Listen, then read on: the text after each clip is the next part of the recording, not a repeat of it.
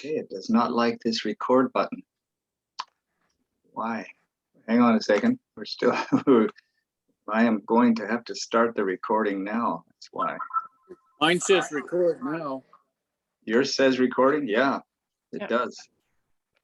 Okay.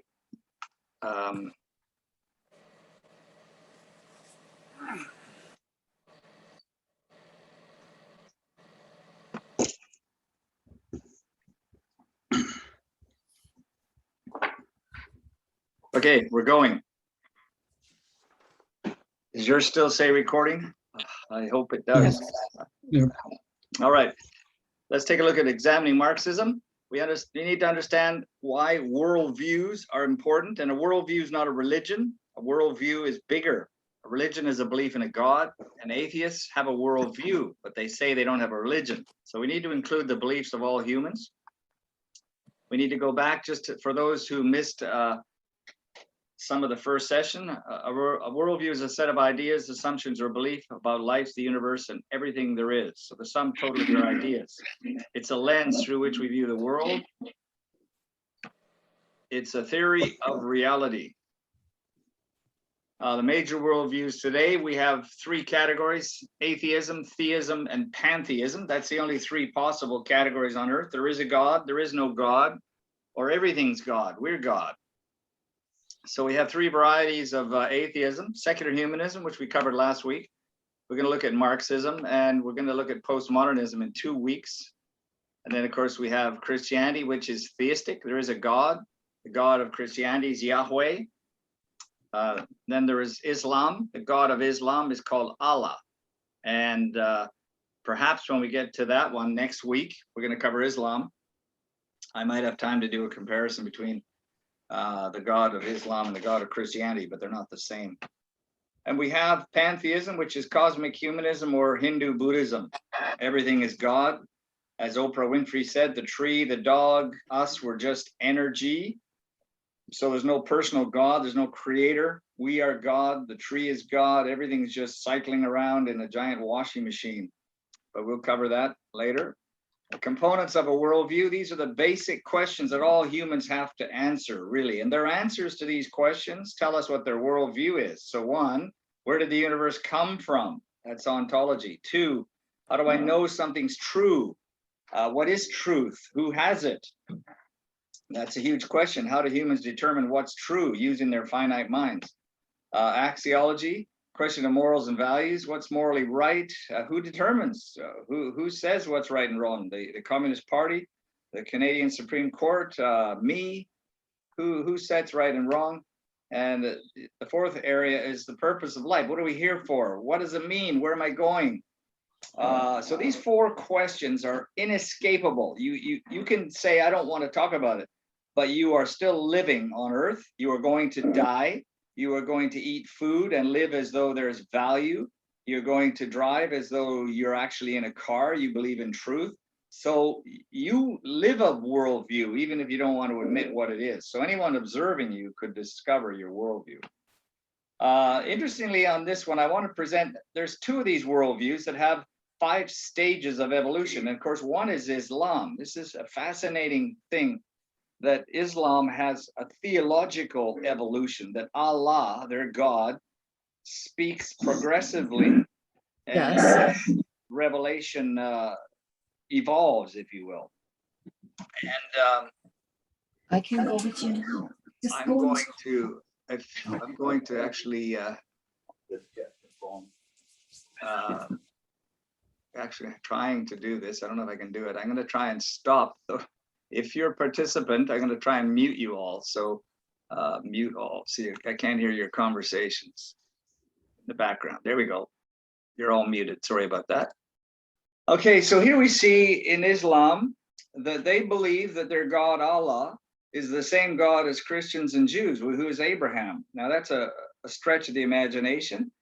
We'll cover that later next week. But they believe that Abraham got a revelation, Moses got a revelation, David got the Psalms, Jesus got the Bible, or was involved in the writings through the Bible. But Muhammad got the final revelation, the Quran. So he's the highest prophet. He's the top of the evolutionary pile in theology. And I've done something now, and I've messed up this computer of mine again when I pushed that mute button. What do we got going on here?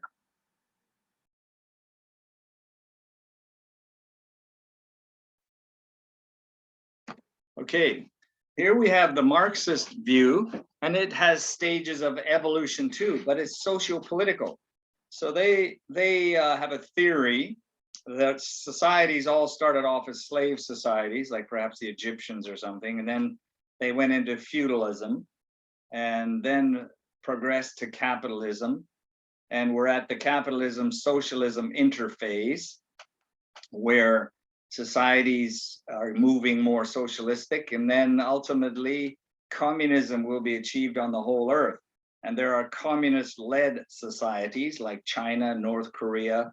Some in the Central America had communist-minded governments. I mean, certainly in Brazil and Venezuela and Peru, and certainly in the in countries in Eastern Europe.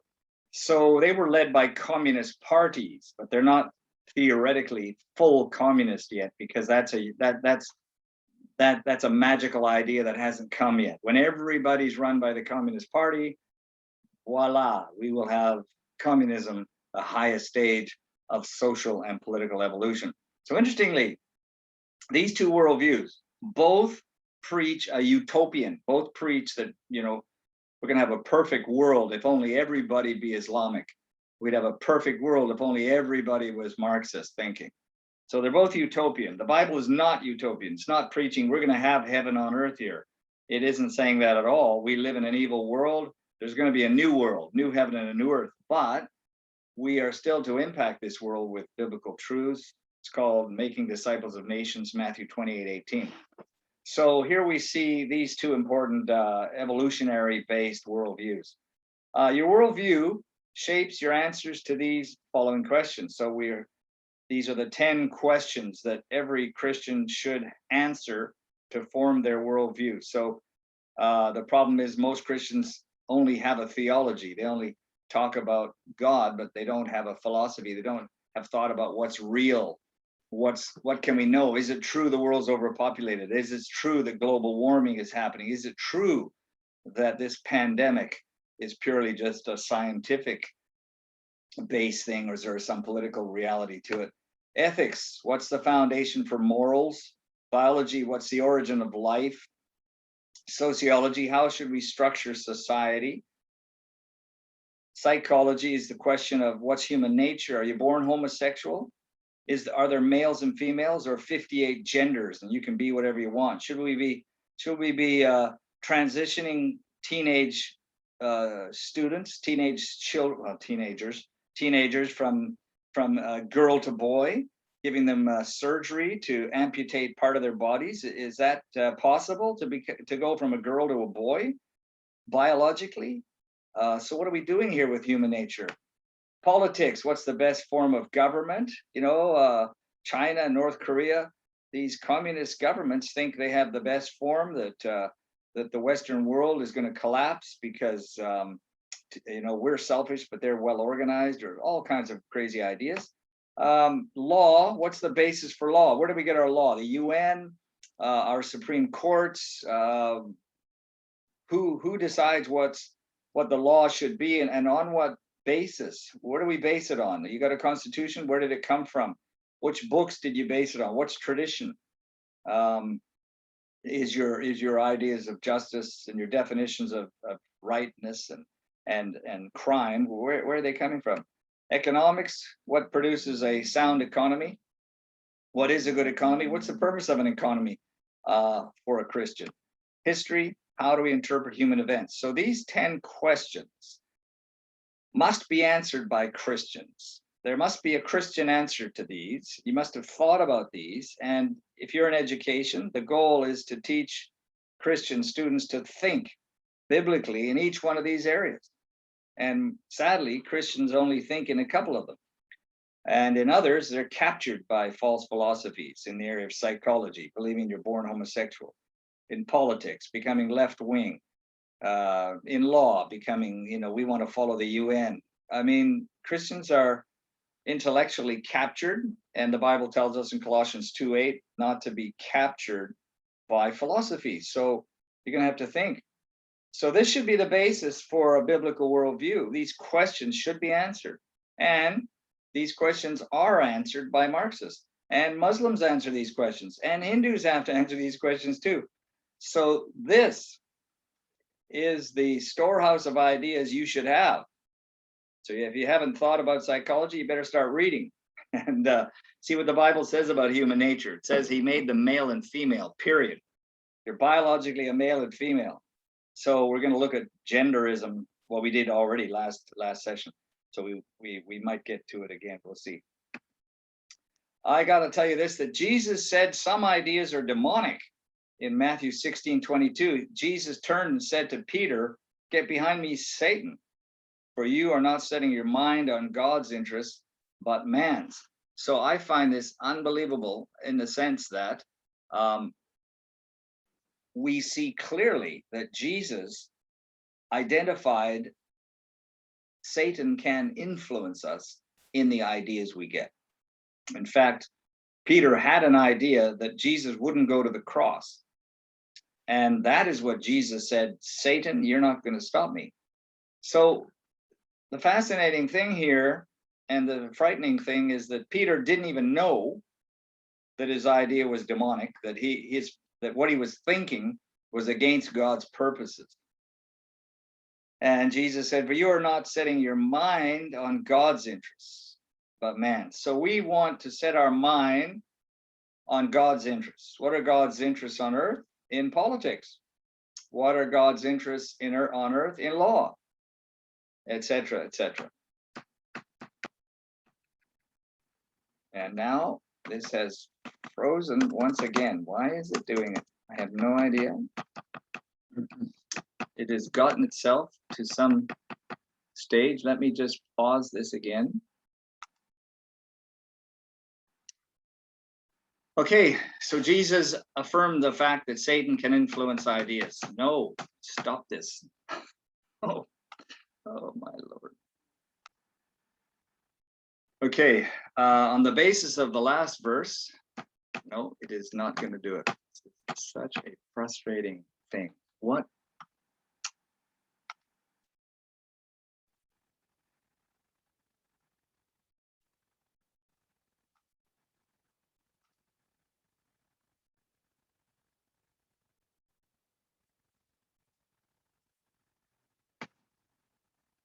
Okay, we seem to be going on that basis. Let's try it. Okay, so Jesus said that Satan could influence humans with ideas.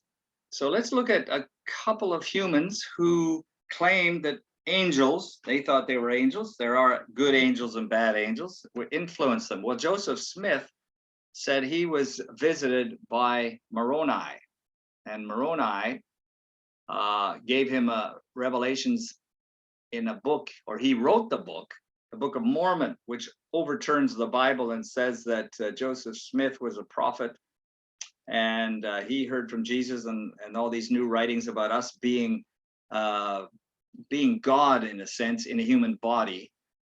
There's a mother God and a father God who have babies in heaven. I mean, it's absurd, the story of Mormons. No factual basis to it whatsoever, no historical accuracy. Nobody saw the tablets, nobody heard any angel. Another one of these stories brought about by one person who starts a religion that attacks or overturns or undermines Christianity. Muhammad, another individual who said an angel visited him called Gabriel, and this angel pushed him up against the walls of a cave and told him how to write, and he was terrified. There's no evidence whatsoever that there was an angel. There's no evidence that anybody else saw this. Nobody was there. Another one of these little secret visits in the night sort of thing. And out of it comes a book called the Quran.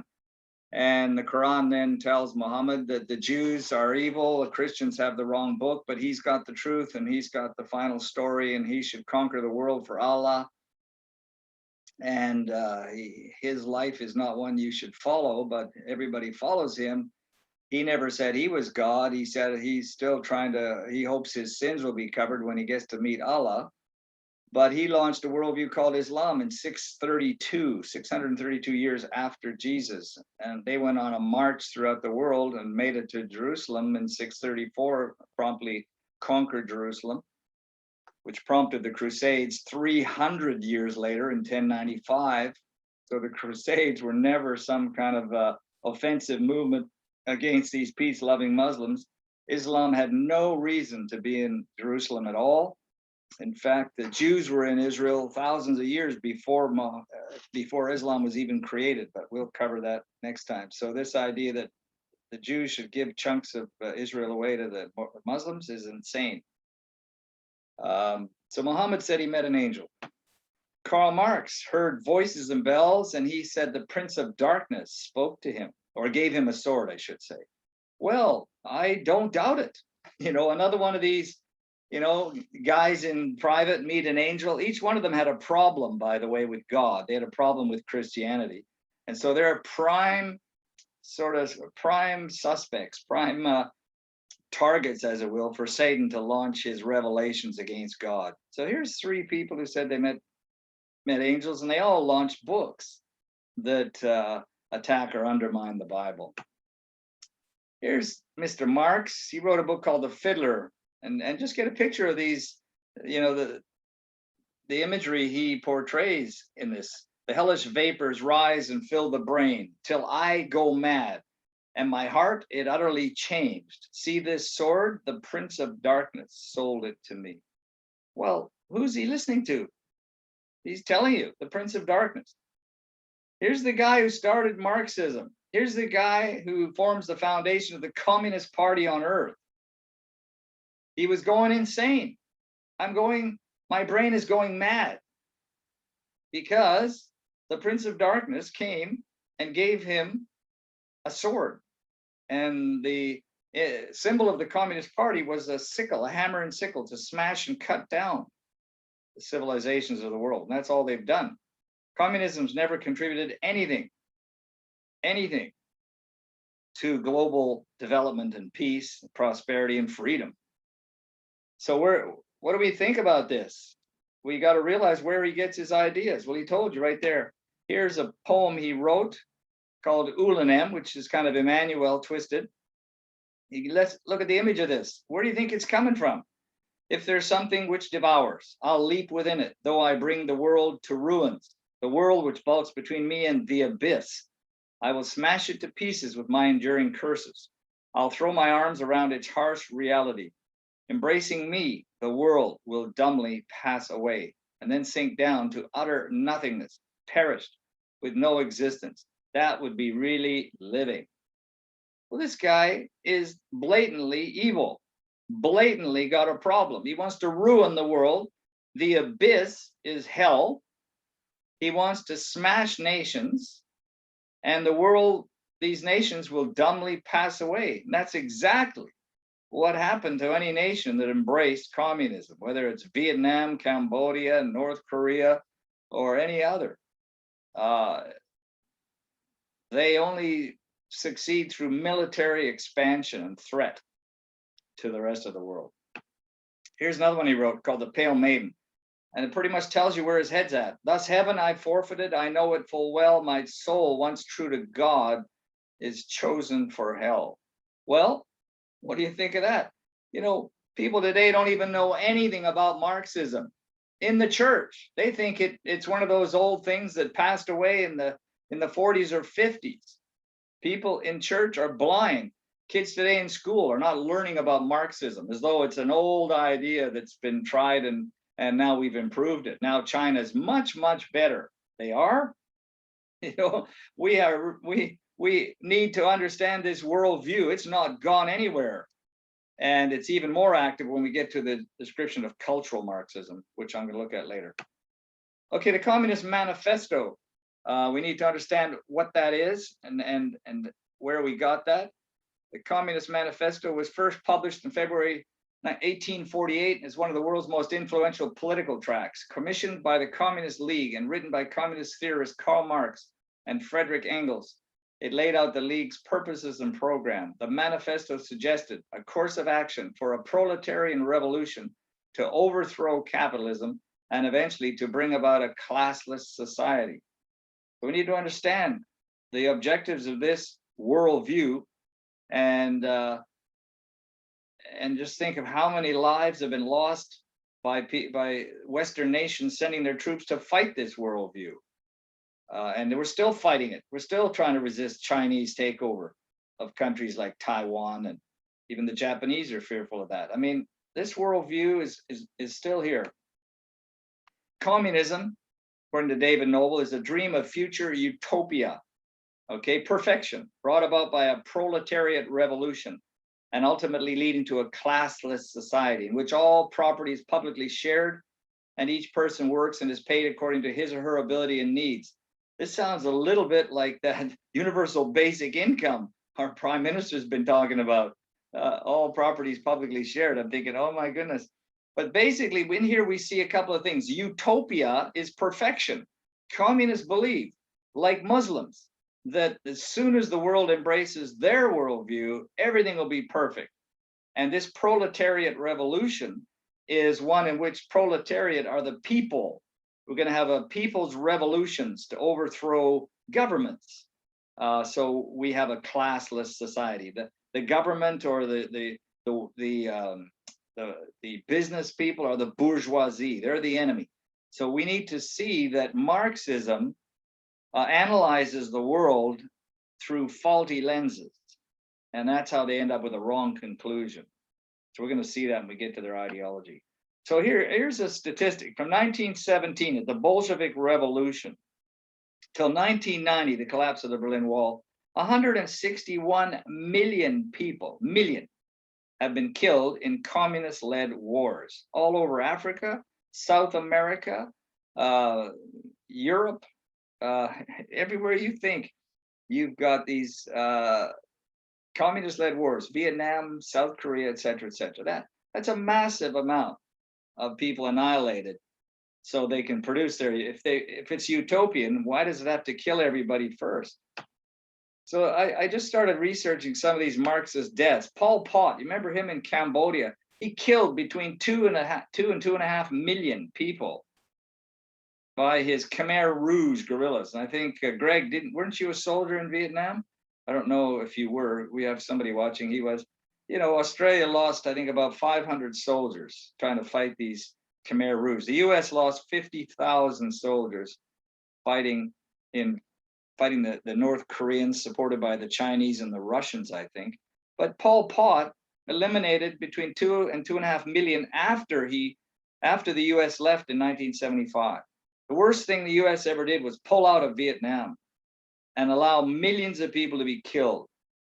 That's not what I call a victory.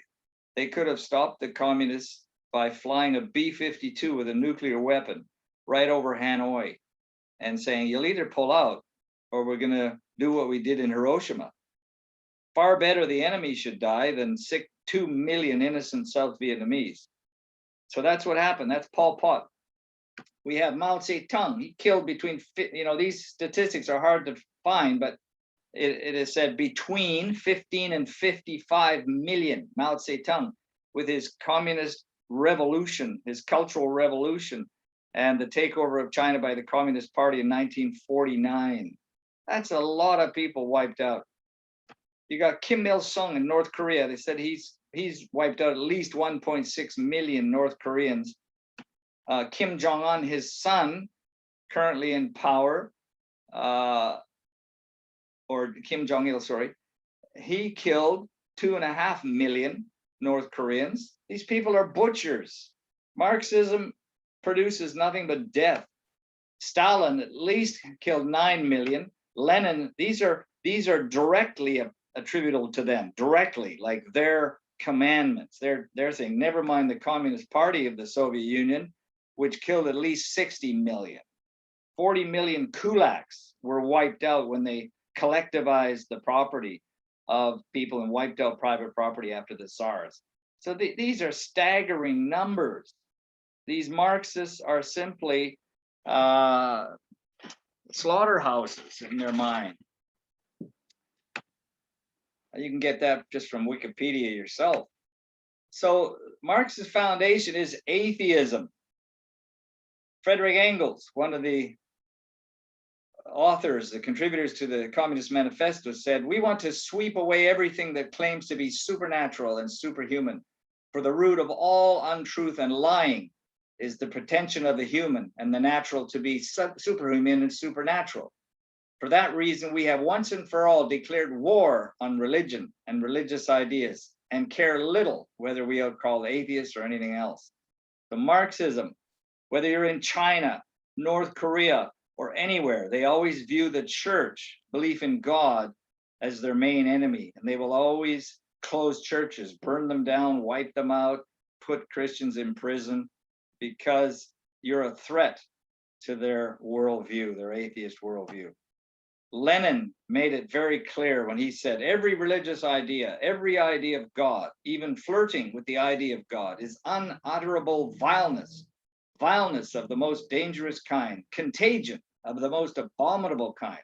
Millions of sins, filthy deeds, acts of violence, and physical contagions are far less dangerous than the subtle spiritual idea of a God decked out in the smartest ideological costumes. Every defense or justification of the idea of God, even the most refined, the best intention, is a justification of reaction. In other words, we are here to attack every idea of God because it's vileness. For Marx, humanity is God.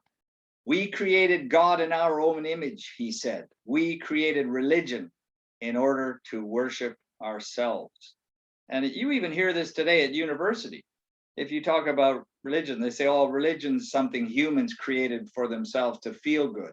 We've got Marxist ideas right in our campuses, and we'll see it's a lot worse than that. Marx boasted, man is the highest being for man. Marx explains that this view means the end of all religion. The criticism of religion ends with the teaching that man is the highest being for man. So we need to see atheism on the march in a Marxist format. Let's look at the four main presuppositions of Marxism. We need to realize that the Marxist worldview is based on some ideas, some presuppositions, some assumptions. One, now don't you do this to me. Let's see. Should be going.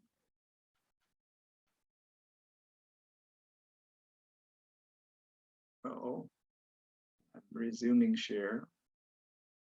I've done something again I shouldn't have.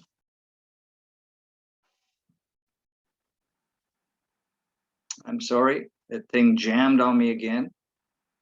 I am going to.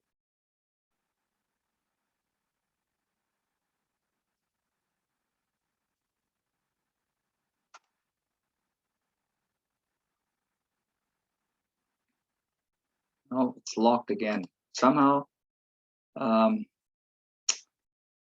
Why?